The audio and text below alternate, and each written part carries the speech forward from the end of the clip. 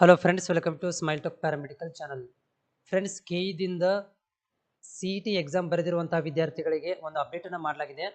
So official announcement ಮಾಡಿರುವಂಥದ್ದು ಏನಂದ್ರೆ ಇಲ್ಲಿ ನಿಮ್ಗೆ ಈಗಾಗಲೇ ಏನು ಆಲ್ರೆಡಿ ನಂಬರ್ ಚೇಂಜ್ ಆಗಿತ್ತು ಅಂದರೆ ಎಕ್ಸ್ಪೈರ್ ಆಗಿರುತ್ತೆ ವಿದ್ಯಾರ್ಥಿಗಳದ್ದು, ಆಮೇಲೆ ಡೇಟ್ ಮುಗಿದು ಹೋಗಿರುತ್ತೆ ಅಥವಾ ಮಿಸ್ ಮಾಡ್ಕೊಂಡಿರ್ತಾರೆ ಅಂತ ವಿದ್ಯಾರ್ಥಿಗಳಿಗೆ ಒಂದು ಲಾಸ್ಟ್ ಚಾನ್ಸ್, ಫೈನಲ್ ಚಾನ್ಸ್ ಕೊಟ್ಟಿದ್ದಾರೆ CET ಅಪ್ಲಿಕೇಶನನ್ನು ಅಪ್ಡೇಟ್ ಮಾಡ್ಕೊಳ್ಳಿಕ್ಕೆ. ಇಲ್ಲಿ ನೋಡ್ಬೋದು ನೋಟಿಫಿಕೇಶನ್ ಏನು ಕೊಟ್ಟಿದ್ದಾರೆ ಅಂದರೆ, ಸೊ CET 2024 ಆಲ್ನಲ್ ಅರ್ಜಿ RD ಸಂಖ್ಯೆಯನ್ನು ಹಾಗೂ ಇತರೆ ಕ್ಲೈಮ್ ತಿದ್ದುಪಡಿ ಮಾಡಿಕೊಳ್ಳಿ. ಇತರೆ ಕ್ಲೈಮ್ ಅಂದ್ರೆ ಏನು, ನಿಮ್ದು ಏನೋ 2B ಇದ್ದು 3B ಆಗಿತ್ತು, ಅದರ ಬದಲಾವಣೆ ಆಗಿತ್ತು, ಅಥವಾ ನೀವು 370G ಮಾಡಿಸಿರ್ಲಿಲ್ಲ, ಅವಾಗ ಕನ್ನಡ ಮೀಡಿಯಂ ಇರಲಿಲ್ಲ, ಗ್ರಾಮೀಣ ಮಾಧ್ಯಮ ಇರಲಿಲ್ಲ, 2A 3B ಇದು ಇರಲಿಲ್ಲ, ಇವಾಗ ಸೇರಿಸ್ಬೋದು.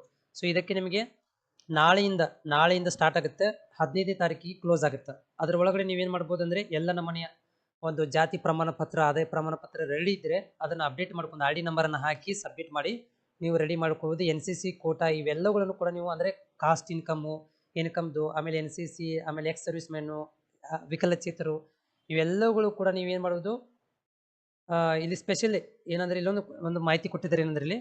ಸೊ NCC ಕ್ರೀಡೆ, CRP, CSF, ಸೈನಿಕ, ಮಾಜಿ ಸೈನಿಕರು, ಸ್ಕೌಟ್ ಗೈಡ್ಸು, ವಿಕಲಚೇತರು, ಮಾಜಿ CPF ಇಂಥವರುಗಳಿಗೆ ಅರ್ಜಿ ಕ್ಲೈಮ್ ಮಾಡಿ ಅರ್ಹತೆ ಪಡೆಯಲು ಆನ್ಲೈನ್ ಅರ್ಜಿ ಕ್ಲೈಮ್ ಮಾಡಿ ಅಭ್ಯರ್ಥಿಗಳು ಸಂಬಂಧಿತ ಪ್ರಮಾಣ ಪತ್ರಗಳನ್ನು ಅಪ್ಲೋಡ್ ಮಾಡುವುದು ಸಹ ಅವಶ್ಯಕತೆವಾಗಿರುತ್ತದೆ.